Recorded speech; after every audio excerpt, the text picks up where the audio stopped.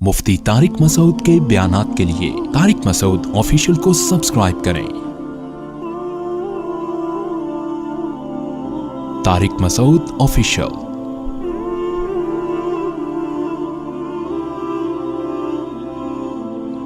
خالد ابن ولید کیسے مسلمانوں کے دشمن تھے، اتنا آپ صلی اللہ علیہ وسلم کے خلاف دشمنی کی، لڑے، تلوار کے زور سے زیر نہیں ہوئے۔ آپ صلی اللہ علیہ وسلم جانتے تھے خالد ابن ولید بڑا غیرت والا آدمی ہے۔ 70 صحابہ کو خالد ابن ولید نے قتل کروایا ہے غزوہ احد میں، اسلام دشمنی میں، لیکن آپ صلی اللہ علیہ وسلم کی بصیرت دیکھو، یہ نہیں کہ ان کو بس کسی طرح مار دو، انہوں نے 70 افراد کو شہید کروایا، نہ آپ صلی اللہ علیہ وسلم جانتے تھے غیرت مند ہے تبھی تو لڑ رہا ہے، غیرت کا غلط استعمال میں لڑ رہا ہے، لیکن یہ ان کو یہ کنفیوژن ہے کہ یہ صحیح ہے اور ہم کیا ہیں، غلط ہیں، یہ سمجھ رہے ہیں ہم نے ان کے باپ دادا کے دین پہ حملہ کیا ہے، حالانکہ اصل ان کے باپ دادا کا دین وہی ہے جو ہم پیش کر رہے ہیں، جہالت ہے، غلطی ہے، کسی طرح ان کو زیر کرو۔ ایسا غیرت مند آدمی اگر ہمیں مل گیا تو کس کے لیے کام کرے گا؟ جو ہمارے مخلص لڑاکا اللہ کے لیے لڑنے والے 70 کو شہید کر سکتا ہے، وہ اسلام دشمن جو اللہ کے لیے نہیں لڑتے ان کا کیا کرے گا؟ تو آپ صلی اللہ علیہ وسلم نے کیسی بہترین تدبیر کی کہ صلح حدیبیہ کے بعد آپ صلی اللہ علیہ وسلم نے، جب خالد بن ولید لڑنے کے لیے آ رہے تھے، صلح حدیبیہ ہوئی تو چلے گئے، پیغام بھیجا کہ خالد بن ولید کو جا کے بتاؤ کہ نبی نے پیغام بھیجا ہے کہ تمہارے جیسا سمجھدار اور ذہین آدمی اب تک اس کی سمجھ میں اسلام نہیں آ رہا، یہ بات ہماری سمجھ میں نہیں آ رہی، او کما قال صلی اللہ علیہ وسلم، اتنا ذہین آدمیوں کے اسلام نہیں سمجھ میں آ رہا۔ تو خالد بن ولید نے جب یہ سنا فوراً متاثر ہوئے۔ انسان اپنی تعریف سن کے خوش ہوتا ہے، عزت دار لوگ جو ہے نا وہ پیشانی سے پکڑ کے گالیاں دے کے نہیں لین پہ آتے، وہ عزت دار آدمی آپ اس کو اچھے الفاظ سے دین کی طرف بلاؤ گے تو وہ آ جائے گا۔ قادیانی بھی اگر دین پہ لانا چاہتے ہو نا اور وہ اس میں آپ کو نظر آتا ہے کچھ، تو پھر آپ کو اس سے بہت محبت سے بات کرنی پڑے گی۔ یہ نہیں جا کے ایک صاحب گئے نا قادیانی کو دعوت دینے کے لیے، کتے جیسی تیری شکل ہے، اس طرح کی بات مجھے اچھا نہیں لگ رہا ممبر پہ بات کرنا، کتے جیسی تیری شکل، تو تبلیغ کرنے جا رہا ہے، کیا کرنے جا رہا ہے بھائی، اس کو وہ آئے گا۔ تو خالد بن ولید کا دل کیا ہو گیا؟ نرم۔ انہوں نے کہا بہت، تلوار سے نہیں، آرام سے، لڑائی سے ہم زیر، اس کا مطلب بزدل ہم ڈر گئے، نہ آرام سے۔ تو خالد بن ولید آئے اور اسلام قبول کیا، اور پھر آپ صلی اللہ علیہ وسلم نے کہاں بھیجا ان کو؟ غزوہ موتا میں۔ 3000 کی لڑائی 3 لاکھ سے تھی تقریباً، مجھے پورے اعداد ابھی یاد نہیں ہیں، اور آپ صلی اللہ علیہ وسلم نے ان کو کمانڈر بنا کے نہیں، عام فوجی بنا کے بھیجا۔ 3 صحابہ کو، جن میں جعفر طیار بھی تھے جو نجاشی کے سامنے تقریر کر کے آئے تھے، وہ میں بھی جلدی سے مکمل کر کے بیان ختم کرتا ہوں، ان میں حضرت جعفر طیار وہ بھی تھے، 2 صحابی اور تھے جن میں آپ صلی اللہ علیہ وسلم کے منہ بولے بیٹے زید ابن حارثہ، جو انتہائی چہیتے حب رسول اللہ، جب کوئی سفارش کرنی ہوتی تھی نا کسی نے، تو حضرت زید ابن حارثہ کو جا کے لوگ بتاتے تھے کہ نبی ان کی بات کو مسترد نہیں کریں گے۔ ایسے چہیتے کو آپ صلی اللہ علیہ وسلم نے میدان جنگ میں بھیج دیا کہ بھئی رومی حملہ کر رہے ہیں، 3 لاکھ کا لشکر ہے، اتنے چہیتے کو بھیجا آپ صلی اللہ علیہ وسلم نے۔ یہ آپ کی بھی قربانی تھی، جھوٹا نبی ہوتا کہتا ہے ابے بھائی اپنے کو یہاں رکھو، ٹھیک ہے، کوئی جھوٹا نبی ہوتا ہے نا کیا کہتا ہے، ابے ان کو تو نہیں، وہ ادھر بھیجو۔ تبھی آپ دیکھ لیں آج کل جو سیٹ اپ چل رہا ہے نا، چھوڑو ابھی میں زیادہ آگے نہیں جاؤں گا، آج کل جو عجیب سا سیٹ اپ چل رہا ہے، اپنے یہاں دوسرے وہاں، تو ایسا سیٹ اپ چل رہا ہے آج کل۔ تو نبی صلی اللہ علیہ وسلم نے زید ابن حارثہ کو بھیجا، اور جعفر طیار کو، دوسرے عبداللہ ابن رواحہ تھے یا کیا نام تھا ان کا، ایسے مجھے ذہن سے نکل رہا ہے، تو وہ عبداللہ ابن رواحہ رضی اللہ عنہ۔ آپ صلی اللہ علیہ وسلم نے فرمایا ان میں اگر یہ ایک شہید ہو جائیں تو یہ امیر ہیں، یہ شہید ہو جائیں تو یہ امیر، اور مسجد نبی میں آپ صلی اللہ علیہ وسلم بیٹھ گئے۔ اب 3 لاکھ کا مجمع ہے اور ادھر تھوڑے سے لوگ ہیں، اور دفاعی جنگ تھی، یہ اقدامی نہیں تھی، ان کو مدینہ آنے سے روکنا تھا۔ رومی انگریز ہیں، رومی کون تھے؟ جن کو آج انگریز کہا جاتا ہے نا، یہ ان کی اولادیں، انہی کی اولادیں جن سے یہ صحابہ کی لڑائی ہوئی تھی۔ تو وہ یہ بڑے اس وقت بھی بڑے منظم ہوتے تھے یہ۔ نبی صلی اللہ علیہ وسلم کی ایک روایت ہے، فرمایا تقوم الساعہ والروم اکثر الناس، قیامت قائم ہوگی پھر بھی رومی دنیا میں زیادہ ہوں گے۔ تو ایک تابعین نے جب یہ حدیث سنی انہوں نے کہا کہ میں یہ ساری قومیں دنیا سے ختم ہو رہی ہیں، اسلام کی تلوار کے نیچے آ رہے ہیں، رومی رہیں گے آخر تک، تو کوئی ان میں یقیناً کوالٹی ہوگی جس کی وجہ سے مسلمان ان کو قرب قیامت تک ہی، گورے تبھی تو دیکھو نا اب تک ہیں، اتنی بڑی بڑی طاقتیں ہیں، باقی روم اور فارس غائب ہو گئے، پتہ ہی نہیں کہاں، اتنی بڑی بڑی طاقتیں تھیں جو ان سے زیادہ مضبوط تھی رومیوں سے. تو انہوں نے جب اپنا خفیہ نمائندہ بھیجا نا کہ ان میں دیکھیں یہ کیا ان کی کوالٹی ہے جس کی وجہ سے یہ ایسی شکست نہیں ہوگی، ان کو ان سے جنگ رہے گی.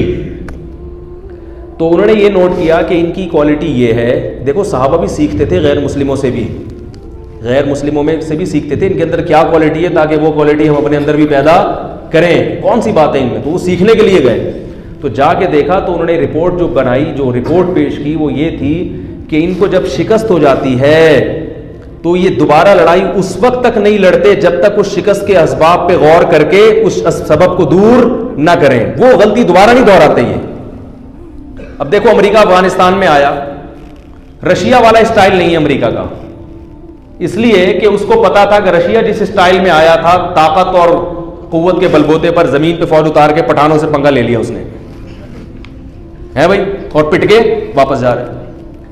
اب ہم لوگ تو مسلمان ہیں نا، صحابہ کے طرز پہ تو ہم چل نہیں رہے، ہم تو وہی غلطی بار بار دہراتے رہیں گے، کرتے رہیں گے. ایک دفعہ وہ پٹ کے آیا، اب جاؤ تم بھی پٹ کے آ جاؤ.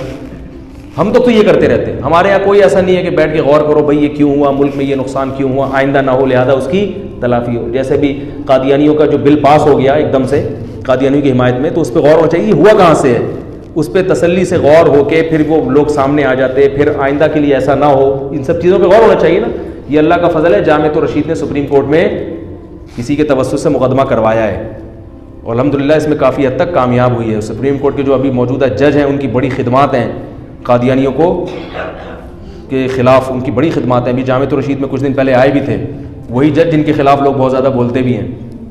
تو انہوں نے بتایا کہ بہت ساری باتیں جو میں یہاں بیٹھ کے نہیں کر سکتا، بڑی زبردست باتیں انہوں نے بتائیں، کیونکہ میں یہاں بیٹھ کے کروں گا تو بعض تنظیموں پہ رد ہوگا، پھر وہ تنظیم والے یوٹیوب پہ میرے خلاف پہلے ماشاءاللہ گالیوں کا ایک چل رہا ہے سلسلہ، وہ بھر کے دیں گے. تو انہوں نے بڑے تو ایسی باتیں ممبر پہ بتائی نہیں جاتی، کوئی ایسی خفیہ ایٹم بم کی باتیں نہیں ہیں، وہ بس یہ بتایا کہ اگر فلاں سیاسی تنظیم کی طرف سے گڑبڑ نہ ہوتی تو کتنا کام ہو چکا ہوتا. تو وہ کیا ہے کہ اس میں جناب قادیانیوں کے خلاف جو ہے نا، انہوں نے کہا کہ یہ جو قادیانی اونچی پوسٹوں پر ہیں ان کو اونچی پوسٹوں سے ہٹایا جائے، کیونکہ یہ اونچی پوسٹوں پہ بھیس بدل کے نام چینج کر کے پہنچ جاتے ہیں اور وہاں سے گڑبڑ شروع کرتے ہیں. تو تفتیش کی جائے. یہ کیس جامعۃ الرشید کی طرف سے بھی الحمدللہ ہوا تھا، لیکن کسی کے ذریعے سے، براہ راست نہیں بلکہ کسی توسط سے کہ بھئی یہ حکومت اس کی انکوائری کرے. تو الحمدللہ ان جج نے بڑا ساتھ دیا اور وہ خود بھی اس کے ذاتی طور پر اس کے حامی تھے. تو اس طرح سے کیا ہوتا ہے کہ بھئی آئندہ یہ غلطی نہیں ہوگی، کیونکہ بہت اونچی پوسٹوں پہ قادیانی پہنچے ہوئے ہیں اور وہ جا کے کیا کرتے ہیں، ایسی گڑبڑے کراتے ہیں. تو وہاں تک پہنچنے نہ دیا جائے ان کو.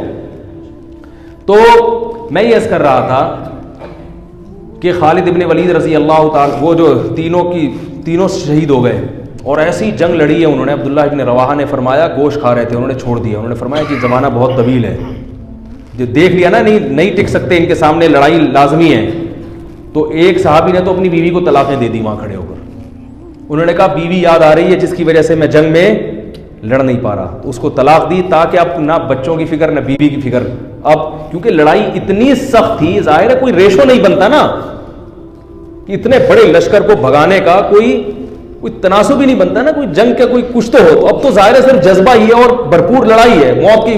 تو وہ موت کی نیت سے تلوار لے کر کود پڑے. یہ ہیں صحابہ جن کو رافضی لوگ گالیاں دیتے ہیں، جن کو برا بھلا کہتے ہیں. تو تلوار لے کر میدان جنگ میں کود پڑے اور شہید ہو گئے. ان کو چانس ہی نہیں تھا. تینوں جب شہید ہو گئے ہیں تو لوگ پریشان ہوئے کہ اب کس کو کمانڈر بنائیں. تو لوگوں کی نظر آئی خالد ابن ولید پر کہ یہ میدان ہے، یہ 70 انہوں نے وہاں اتنی زبردست جنگ لڑی تھی تو یہاں بھی لڑ سکتے.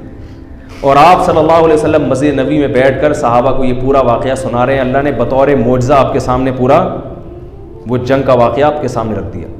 آپ صلی اللہ علیہ وسلم نے فرمایا عبداللہ ابن رواحہ شہید ہو گئے، حالانکہ بہت دور تھا یہ مدینہ سے، اور آپ صلی اللہ علیہ وسلم کی آنکھوں سے آنسو جاری. یہ معجزے کے طور پر آپ نے بتایا. پھر آپ نے فرمایا کہ جعفر طیار شہید ہو گئے، وہ بھی شہید ہو گئے. انہوں نے جھنڈا ہاتھ میں لیا اور وہ بھی شہید ہو گئے، اور آپ صلی اللہ علیہ وسلم کی آنکھوں سے جعفر طیار تو بہت زیادہ چہیتے تھے نبی صلی اللہ علیہ وسلم کو. حضرت علی کے بعد سب سے بڑا مقام اہل بیت میں حضرت جعفر طیار رضی اللہ تعالیٰ عنہ کا سمجھا جاتا تھا. تو آپ صلی اللہ علیہ وسلم نے صحابی کو خبر دی کہ جاؤ ان کی 4 بیویاں ہیں, ان کو جا کے اطلاع دو کہ وہ شہید ہو گئے ہیں. پھر ان کے بچوں کے سر پہ, ان کے چھوٹے چھوٹے یتیم بچے تھے حضرت جعفر طیار کے, ان کے سر پہ آپ صلی اللہ علیہ وسلم نے پیار کیا, اور آپ صلی اللہ علیہ وسلم ان بچوں کا پھر بہت خیال کیا کرتے تھے.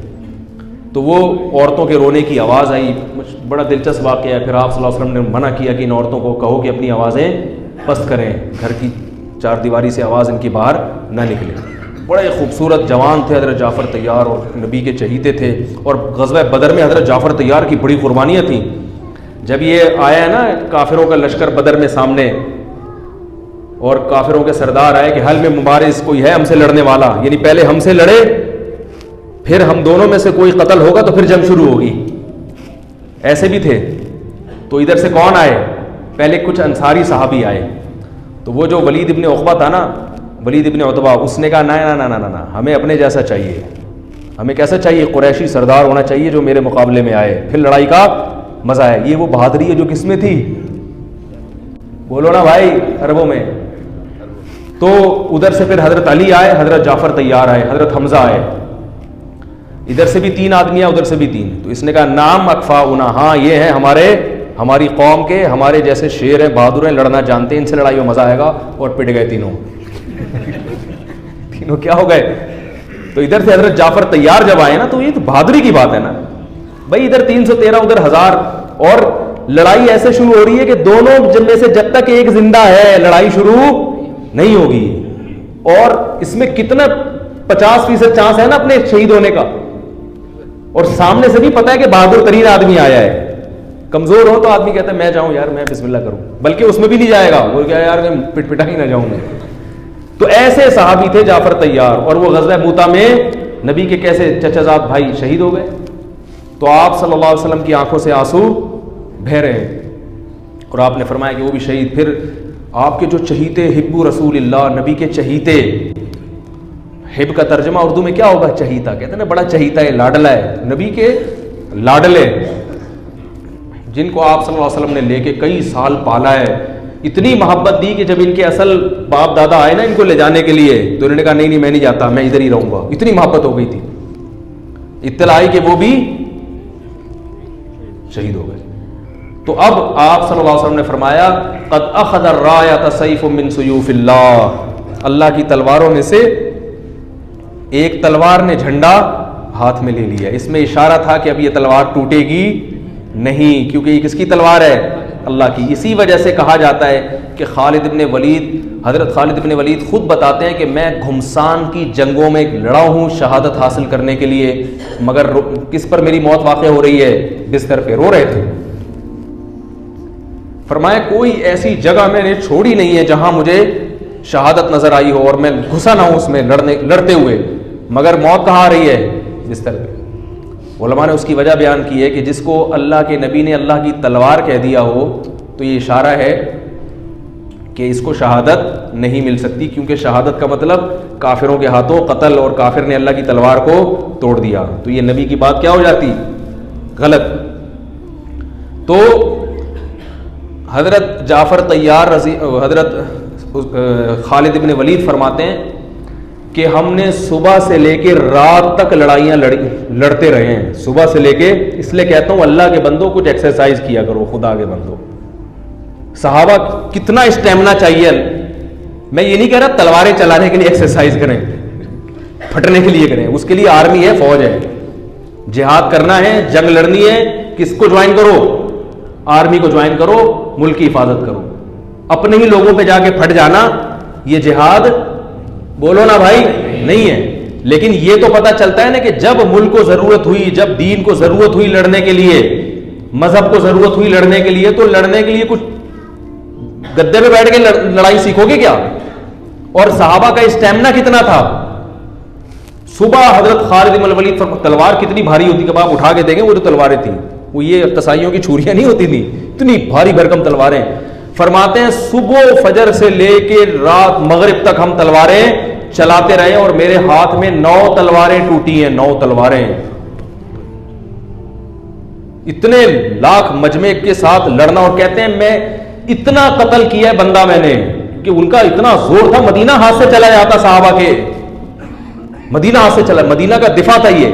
کہہ رہے اتنی تلوار چلی ہے کہ پھر وہ حضرت خالد بن ولید جوش میں نا اشعار میں وہ پڑھا کرتے تھے. اور خواتین سے بھی کہتا ہوں کہ رشتوں کے لیے یہ جو سنگر ٹائپ کے لوگ ہوتے ہیں نا, گلوکار, ان کو پسند نہ کیا کرو. آج کل خواتین کے ہیرو کون ہیں؟ جو فلموں میں ٹھمکے لگا رہے ہیں, ناچ رہے ہیں, گا رہے ہیں, 10 20 لڑکیوں سے دوستیاں لگائی ہوئی, ان کو کہتے ہیں یہ ہیرو, کاش میری اس سے شادی ہو جائے, جو انڈین فلموں اور انگریزی فلموں کے ہیرو ہوتے ہیں.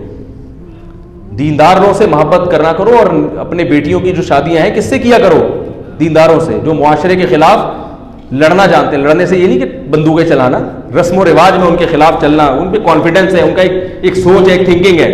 گلوکار سنگر بیچارے کی کیا سوچ ہوتی ہے؟ وہ تو ناچتا ہے, ٹھمکے لگاتا ہے, 10 لڑکیاں ادھر 10 لڑکیاں ادھر مر رہی ہیں, اور شہوت پرستی میں اور اپنی خواہشات کی غلامی میں ساری زندگی گزر جاتی ہے. ان میں کانفیڈنس نہیں ہوتا, سوری, ان میں قوت مزاحمت نہیں ہوتی ان لوگوں میں. ان کی خواہشات, اگر اس طبقے کو اگر کچھ خواہشات ان کی چھین لی جائیں تو یہ تو ویسے ہی خودکشی کر کے مر جائیں. کبھی آپ دیکھیں زیادہ تر اداکار, زیادہ تر تو نہیں لیکن اداکاروں میں خودکشی کا ریشو زیادہ ملے گا, کیونکہ یہ لائف کو انجوائے کرنے کے عادی ہو جاتے ہیں, قربانیوں کے عادی نہیں ہوتے. ذرا سی لائف کی انجوائمنٹ میں کوئی کمی ہوئی تو ٹھا کر کے مار دیا اپنے آپ. جوانی میں خودکشی کر لیتے ہیں, ڈپریشن کے مریض بن جاتے ہیں. یہ تو آپ کو یوٹیوب پہ ایک صاحب مجھے کہنے لگے, یہ اداکار لوگ اگر اتنے پریشان ہوتے ہیں تو یہ اتنے کھلکھلے ہوئے یوٹیوب پہ کیوں آ رہے ہوتے ہیں؟ او بھائی, یوٹیوب پہ تو دانت دکھانے کے پیسے ملتے ہیں ان کو. جب کسی فنکشن میں بلایا جاتا ہے اداکاروں کو, تو ان کو تو باقاعدہ مسکرا کے بات کرنا اور فیس ایکسپریشن سے ایسا ظاہر کرنا, بہت خوش ہیں, ہاں ہاں ہی ہو کر کے ملنا, یہ مصنوعی ہے, بہت مشکل ہے یار. حقیقی خوشی صرف دینداروں کے دل میں ہوتی ہے. باقی یہ جو اداکاروں, فنکاروں, گلوکاروں کی خوشی ہے, یہ اوپر سے میڈیا کے, کبھی آپ اکٹھے وقت گزار کے دیکھو ان کے ساتھ تو آپ کو پتہ چلے گا یہ بیچارے بہت پریشان ہوتے ہیں. اتنے پریشان کہ بیان نہیں کیا جا سکتا. تو میں یہ عرض کر رہا تھا, تبھی تو دیکھو کبھی کوئی مزار پہ جا رہا ہے, کبھی کوئی روحانی بابا کے پاس جا رہا ہے. جتنے اداکار فنکار ہیں نا, کوئی کسی نے کچھ باندھا ہوا ہے, کسی تعویذ باندھا ہوا ہے, کسی امام ضامن باندھا ہوا ہے, ہر وقت خوف, ہر وقت ڈر, پتہ نہیں کیا ہو جائے. مولوی دیکھو پھوکے لگا رہے ہیں مگر اپنے تعویذ نہیں باندھ رہے ہوتے. مولوی لوگ خودکشی نہیں کرتے, 2 نمبر بھی نہیں کرتے خودکشی, عجیب سی بات ہے. یعنی 2 نمبر مولوی بھی, جو مولویت کا نام آ گیا نا, وہ بھی نہیں کہہ رہا یار جاؤ اڑے باڑ میں, خودکشی نہیں کرے گا, جاؤ اڑے. کیا ہے, تنخواہیں کتنی کم ہوتی ہیں مولویوں کی.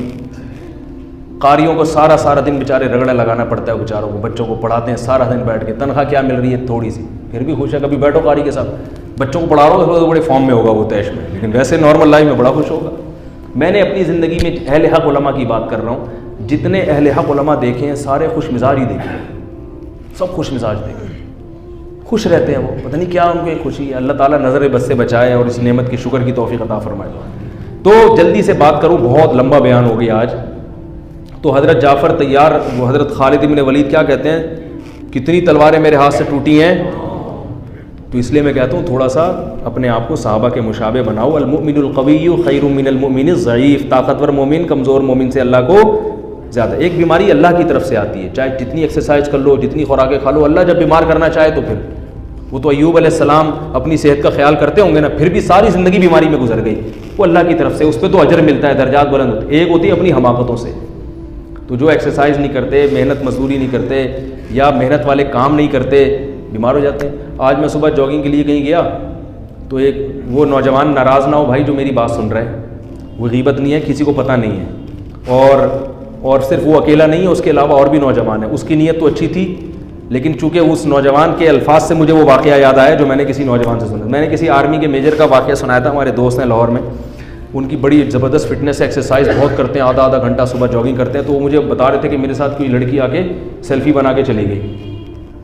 تو مجھے بتا رہے تھے کہ یار وہ ہم کبھی وردی میں ہو تو بعض دفعہ لڑکیاں آ کے سیلفی بنا کے چلی جاتی ہیں فٹنس کی وجہ سے بڑی. تو کہہ رہے میں نے تو پتہ بھی نہیں چلا, اور آ کے بنا کے چلی گئی. اب یہ کہیں فیس بک پہ ڈال دے گی تو میری بیوی سے میری پٹائی ہو جائے گی. تو میں نے یہ واقعہ کہیں بیان میں بتا دیا. تو اب کچھ لڑکوں کی رپورٹ آئی صبح صبح, کیا کر رہے ہیں, جاگنگ کر. میرے پاس رپورٹ آئی, کیوں کر رہے ہیں, کہہ رہے مفتی صاحب نے کہا تھا وہ کیا ہوتا ہے لڑکیاں سیلفیاں بنا کے. تو جس کی یہ نیت ہو اس کی تو صحت بنی نہیں سکتی, کیونکہ وہ سارا ادھر ہی اس کا جو ہے نا اسی غم میں گھلا جا رہا ہوگا. سمجھ رہے ہو کہ نہیں سمجھ رہے؟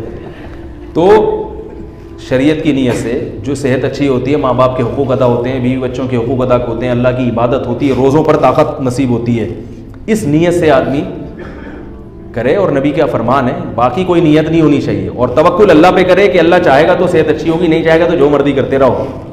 اچھے ہم نے صحت مند دیکھے ہیں، ہر چیز کا خیال کرتے ہیں اور ہارٹ اٹیک سے اسی وقت، حالانکہ ان کے دل میں کوئی ایک دن پہلے ٹیسٹ کروایا، سب رپورٹیں کلیئر، اگلے دن ہارٹ اٹیک سے مر گئے۔ تو وہ اللہ سے تو کوئی نہیں لڑ سکتا نا، وہ تو تقدیر ہے۔ تبھی حکم ہوا ہے کہ دنیا سے محبت نہیں کرو، دنیا کمانے کی کوشش ضرور کرو مگر دل دنیا سے نہ لگاؤ، کوئی بھروسہ نہیں ہے۔ انہا خلۃ قد سیت من دمہا فجع وولع واخلاف وتبدیل، گرگٹ کی طرح رنگ بدلتی ہے، یہ آج دکھا رہی ہے بہت سباق، اگلے دن جنہ گرگٹ کی طرح رنگ بدلے گی۔ تو 9 تلواریں ٹوٹی ہیں، 9 تلواریں ہیں، چلا چلا کے تلواروں سے تلواریں مار مار کے ٹوٹی ہیں، پھر دوسری تلوار لیتے تھے، اور کہتے ہیں ہم پھر شاعری میں اپنی بہادری کے واقعہ بیان کرتے تھے کہ ہم نے جنگ کے موقع پر یا اس طرح تحدیث بن نعمت کے طور پر یہ بہادری بیان کرنا غلط نہیں ہے۔ تو وہ بتاتے تھے ہم نے کھوپڑیوں کے مینار بنا دیے، کیونکہ 3 لاکھ سے مقابلہ اتنا قتل ہوا ہے، پھر وہ دشمن بھاگا ہے وہاں سے۔